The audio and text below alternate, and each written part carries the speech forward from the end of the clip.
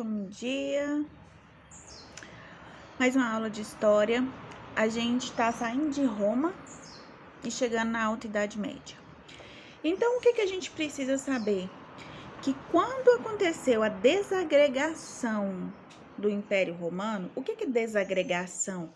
O esfacelamento, a deteriorização, a quebra do Império Romano, a gente tem início a Alta Idade Média. E para início da Alta Idade Média, a gente vai ver a importância dos bárbaros. Lembra lá que a gente falou quem que eram os bárbaros? Os bárbaros eram povos estrangeiros que não falavam nem grego nem latim. Lembrando que o latim surgiu em Roma, não é isso? E aí esses povos que não falavam nem grego nem latim foram responsáveis por atacar, invadir o Império Romano. E dessa invasão, nós temos o colapso das estruturas políticas e socioeconômicas. O que é isso? Elas se esfacelam, elas se deterioram. E aí a gente começa uma reorganização social. Mas aí o que a gente tem que ter em mente? Os povos bárbaros eram sempre muito violentos? Não. Porque a gente tem isso na cabeça. Por exemplo, os vikings era sim exemplo de uns povos bárbaros, mas não quer dizer que todos eles se comportavam da mesma maneira, certo? Então a gente tem que compreender que bárbaro, segundo esse significado, era apenas quem não falava grego nem latim e que era estrangeiro. Então, com esse colapso dessas estruturas políticas e sociais, a gente tem um enfraquecimento do poder imperial. E se a gente já não tem uma pessoa no poder central, a gente tem o processo de descentralização. E dessa descentralização, nós temos o processo de ruralização. Então, a gente deixa de ter o império, deixa de ter o castelo no meio da sociedade e passa mais aí para o campo. E aí, então, a gente pode configurar, conceituar a Alta Idade Média como uma reorganização social e política, mas que a gente ainda tem elementos remanescentes da cultura romana e que a gente agrega agora a cultura cristã. Porque toda vez que a gente falar de Idade Média, a gente tem que lembrar que é a época que a Igreja Católica sempre vai estar no poder.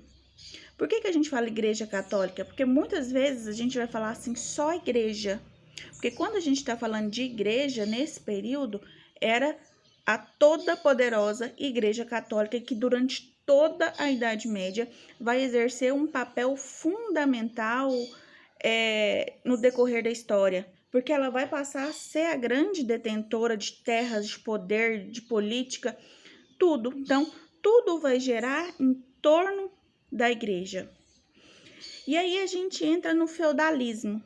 Se a gente vai para o campo, nós temos o processo de ruralização, nós temos o feudalismo. E tem alguns termos que a gente precisa saber. Por exemplo, feudo. Feudo é um conjunto de terras cedidos por um aristocrata, ou seja, era um lote. Quer dizer, pode ser um lote grande, pode ser um lote pequeno, mas feudo é sinônimo de terra e benefício. Se eu te cedia um pedaço de terra, que era o feudo, a gente entrava num processo de vassalagem. O que é isso? Nós temos o suzerano e o vassalo. Se eu te doava, eu era seu suzerano. Se você recebia, você era meu vassalo.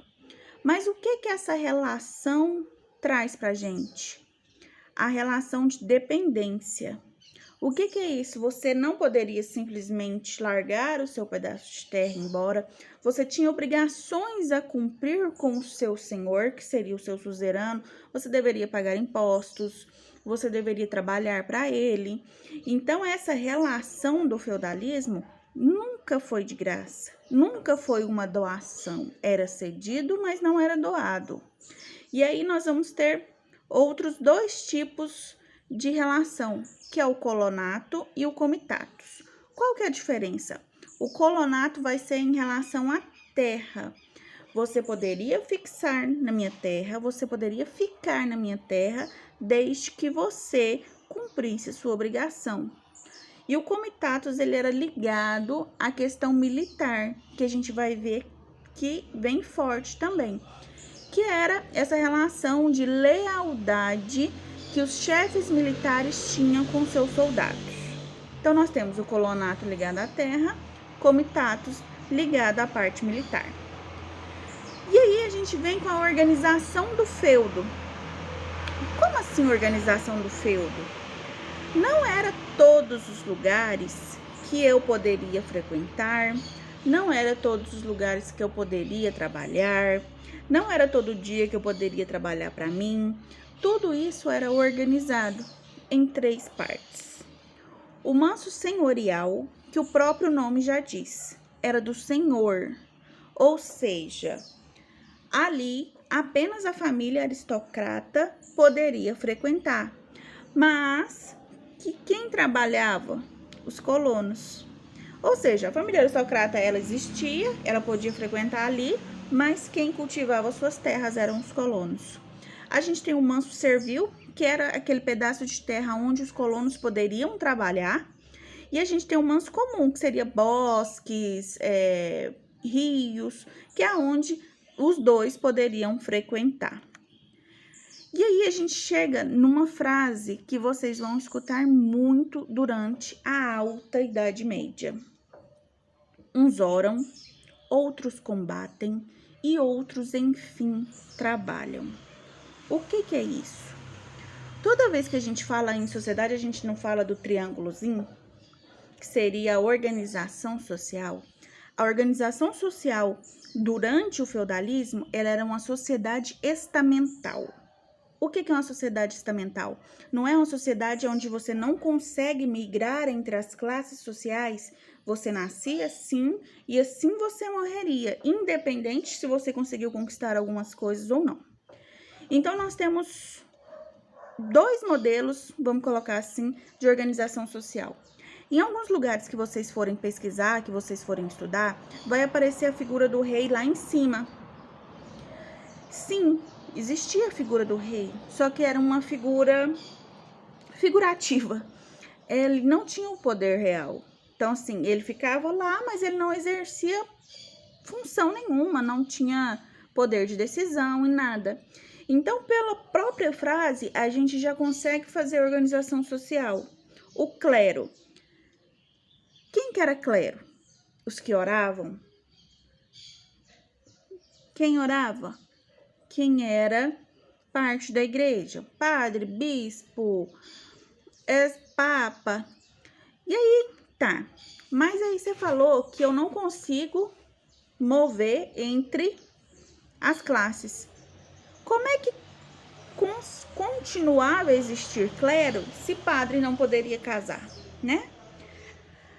Para chegar no clero, a gente tinha a venda de cargos eclesiásticos. O que é isso?